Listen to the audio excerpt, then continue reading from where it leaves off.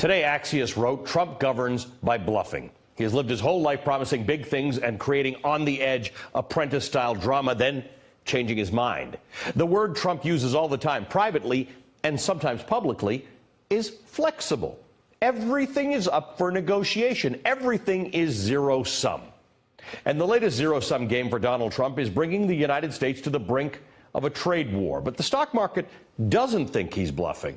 The Dow Jones Industrial Average fell more than 760 points at one point on fears of that very trade war. It was down 2.3% at the closing bell. 2.3%. If you make 6 or 7% in a year on the market, you've had a good year. To lose 2.3% in a day is a thing.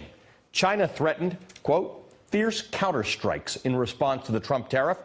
Meanwhile, Donald Trump and his advisors are all saying completely different things about a potential trade war with China. Well, fellas, we've already lost a trade war. We don't have a trade war. We've lost a trade war. We're not running a trade war, so nothing's happened. There is the potential of a trade war, and let me just be clear. It's not a trade war.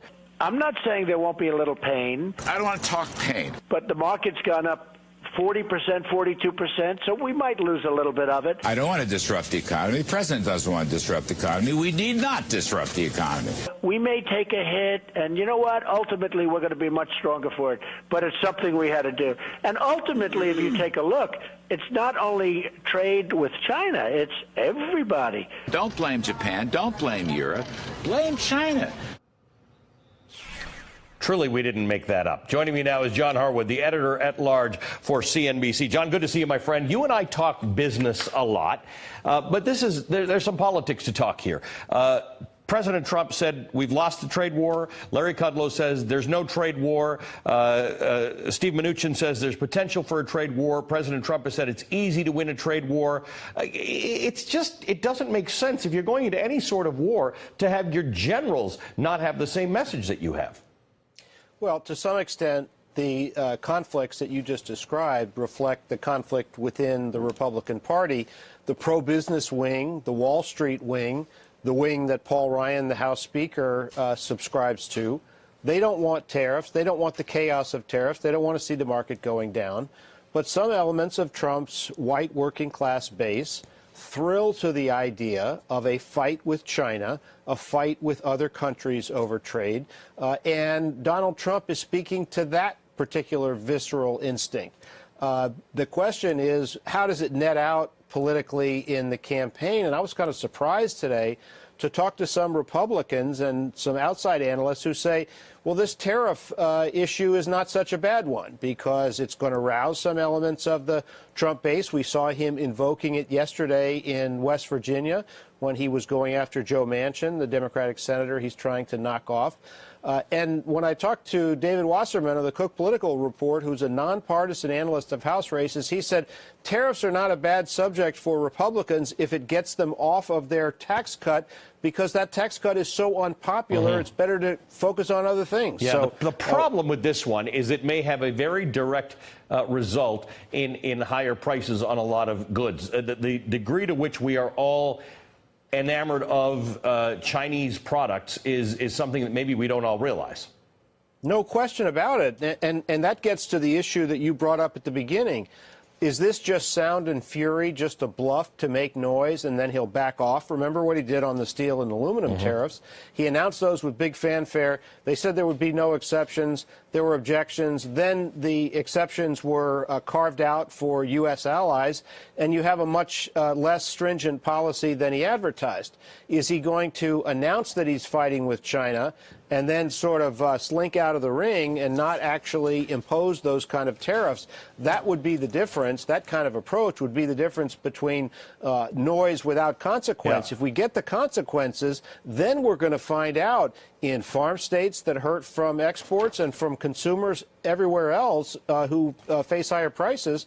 We're going to see whether they blame that on Trump or sort themselves out politically given their pre-existing alignments. Well, from the farm state of Nebraska, Republican Senator Ben Sasse said this about the Trump tariffs today. He said if he's even half serious, this is nuts. The president has no actual plan to win right now. He's threatening to light American agriculture on fire This is the dumbest possible way to do this. We've heard this from Nebraska. We've heard it from Iowa. We've heard it from Kansas. We've heard it from Illinois.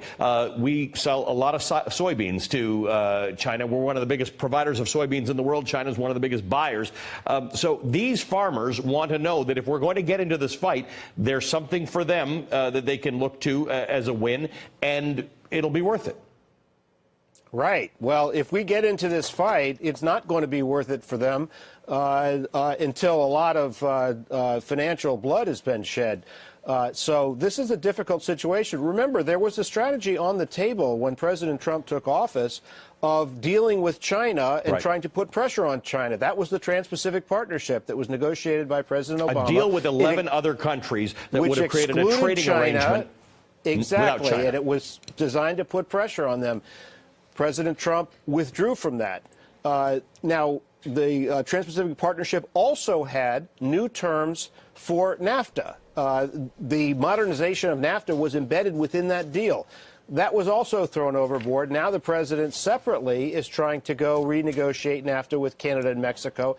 There is no sign that those negotiations are getting closer to resolution. And so the president says, if we don't get a new deal, I'm going to pull out of NAFTA. If that happens, if he pulls out of NAFTA and goes to trade war against China, you're going to have serious economic consequences throughout the American economy and a significantly higher risk of recession in 2019 as he's preparing to run for re-election. John, good to talk to you as always. John Harwood joining us tonight. And to the politicians that believe that their right to own a gun comes before our lives, get ready to get voted out by us. Joining me now is Lena Taylor. She's the state senator for Wisconsin's 4th District, representing part of the great city of Milwaukee. And Neera Tanden is back with us. Lena, good to have you with us. Thank you for being here. You're in a state that is purple, that Donald Trump risks losing the next time around. What are you seeing in Wisconsin in terms of groundswell movements and protesters and people who have decided that they are not going to sit by the sidelines as Donald Trump leads this country? Well, the first I'd like to say is I like to say that we're a blue state with red polka dots. But I will say in the last election that it's very clear that we had just on Tuesday that there is, as the governor tweeted, a potential blue wave that will come. I know that Justice Dalit was able to flip several districts, several counties that had gone for Trump. She flipped those, and those districts went to her in all areas of the state. The West, the North, the Southeast, only one flipped in the Southeast, as well as there have been many rallies around the issues of the Women's March in Madison, in Milwaukee, and so there really has been a huge movement. And then the youth, they even marched to Paul Ryan's district to tell him that they need to do something about gun control, in particular saying that universal background checks should be, done. And they said they are not going to take no for an answer, and they're going to be involved not only in marching, but in registering people to vote and going to vote. And that really is what's most important. People must vote. Neera, a couple weeks ago, I was out there on the Mall in Washington for the March for Our Lives. And I will say a lot of the groups that we've talked about and the causes for which people march are people who have had some experience, or at least they've known other people, or they've been part of a constituent group that has marched. The March for Our Lives introduced yet another constituency into politics, a constituency in many cases too young to vote or not yet able to vote. That tells me that this is multi-generational. It Absolutely. definitely is multi-generational. Yeah, I guess I would just say, I'd just say that there are so many dark spots to the current moment. The one silver lining is that in the United States, Donald Trump has at least created a counter-response, a large-scale resistance that started with women, but is moving across the country. It's reaching millennials. It's reaching out to college students. As the polls showed that you indicated, we're seeing people who've never been in politics take political action. and 83% of them will vote. And more importantly, if they stay engaged in politics in the future, they will transform this country, not in 2018 or 2020, or not just in those 2 times, but for decades to come, just as the generation of civil rights activists and activists against the Vietnam War changed the country as well. And so that is one thing I am incredibly optimistic about. In these special elections, you're seeing Democratic turnout much higher than Republican turnout. That happened in the Wisconsin Supreme Court justice race. That happened in Connor Lamb, in Northam's race, in Alabama. Just Democrats are just voting at higher levels than Republicans. Lena, I remember back to the day when public service workers were staging protests in the Wisconsin State House. Back then, that was a big deal. We covered it for days and days and days. But here, the Washington Post Kaiser Family Foundation poll indicated that 40% of adults polled had contacted their officials, their elected officials, in the last 2 years. So there's a sense of citizen responsibility here, a sense of movement amongst people who are not the most active, but the idea that they'll just call or email or let their elected officials know what they think. That alone is a development for America, where our voter turnouts are not all that great. That is very true. As a matter of fact, if nothing else, you can say that the 45th president has inspired individuals who normally have not been engaged in politics to be in politics. And I even see individuals from, senators like Pat Spearman in Vegas that is running for Congress, to citizens like Kim Hill-Knott, who is running for Congress. You have all types of individuals who normally had not been engaged, to people who have been engaged, who are not only running for office, they're engaging in talking to their elected official. Young people are engaged. People that I had not heard from are asking to volunteer and to be involved. And now it's also showing that people are doing it by going to vote. So if we can keep that momentum, I really believe, if nothing else, the 45th president has truly encouraged people to be engaged, to be the change that they want to see. Well, when we talk about being the change that you want to see, we talk about Michelle Obama's admonition that people should get involved. Neera, do you see the Obamas getting more involved?